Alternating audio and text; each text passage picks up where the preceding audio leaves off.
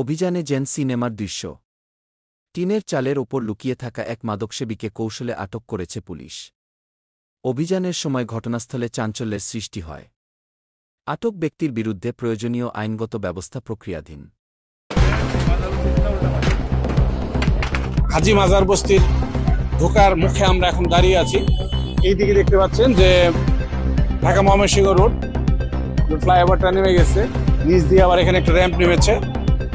তার মুখে এটা কলকারখানা রোডের মুখে আমরা দাঁড়িয়ে আছি। এই কলকারখানা মুখ দিয়ে আমরা কিছু দূর গেলে হাতের ডানে চোখে পড়ে যে একটা ডেরা শুরু হয়, যার কোনো শেষ নেই। শতাধিক ঘর শুধুমাত্র মাদক সেবনের জন্যই তারা এখানে ব্যবহার করে। আমরা জেনেছি এটা রবিউল ইসলাম বাবু ওরফে কিং বাবু তার নিয়ন্ত্রিত থাকে। এর সাথে শাহাবুদ্দিন দাবারুন, তারপরে সিদ্দিকুর রহমান ডুবলি, এই সকল লোকজন এই সকল ব্যবসা করে বলে সবসময় আমরা জানতে পারছি, কিন্তু তাদের হাতে নাতে ধরা যায় না। তাহলে এখানে সিসি ক্যামেরা আছে। আমরা পুলিশ সদস্যগণ যখন আসি অনেক দূর থেকে তারা এগুলো ফলো করে। এখানে যে বস্তি আছে, সাধারণ মানুষ আছে, বহু বিভিন্ন অসহায় মানুষ বস্তিতে বসবাস করে। এখানে অনেকগুলো দোকানপাট আছে। কে বা কারা এখান থেকে খবর দিয়ে যায় আমরা কিছু বুঝি না, কিন্তু বারবার আমি অভিযান করেছি, ৭-৮বার অভিযান করেছি। আজকের অভিযানে চারদিক দিয়ে আমরা যখন ঘেরাও করি, প্রচুর সংখ্যক এই মাদক সেবীরা টিনের চালের উপরে উঠে যায়। ২০-২৫ জনকে আমরা গ্রেপ্তার করেছি। আর এছাড়া আমরা সেখানে গিয়ে এক জায়গায় ২০ আবার ৭ জনকে গ্রেপ্তার করি, ৫ জন মেয়েকে গ্রেপ্তার করি। এরা মেয়েরাও এখানে মাদক সেবী, আবার তারা বিক্রয় করে।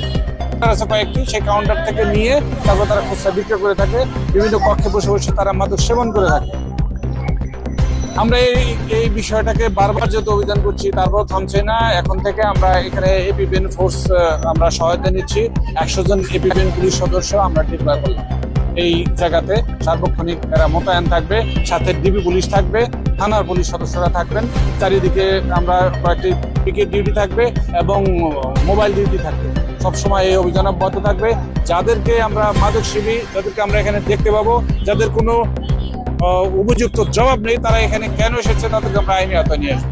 আর অবশ্যই তল্লাশি করবো।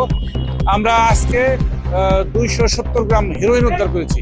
এটা আমরা আরেকটা আশ্চর্যজনক বিষয়। এতবার আমরা অভিযান করেছি, তারপর দেখা যাচ্ছে যে আশেপাশ থেকে আরো নতুন নতুন জায়গা তারা তৈরি করেছে।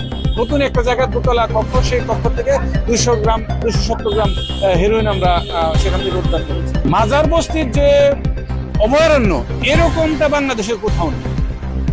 এখানে শতাধিক কক্ষ আমি পাচ্ছি এক জায়গাতে, আর অন্য জায়গায় আছে বিচ্ছিন্ন বিচ্ছিন্ন। সেখানে অভিযান করেছি। আপনি দেখেছেন যে আপনারা তো অনেক সময় গিয়েছেন আমার সাথেও, যে এরশাদ নগরে গিয়েছি, কেরানীটা গিয়েছি, ব্যাংকের মাঠে গিয়েছি, সব জায়গায় তো আমি গিয়েছি।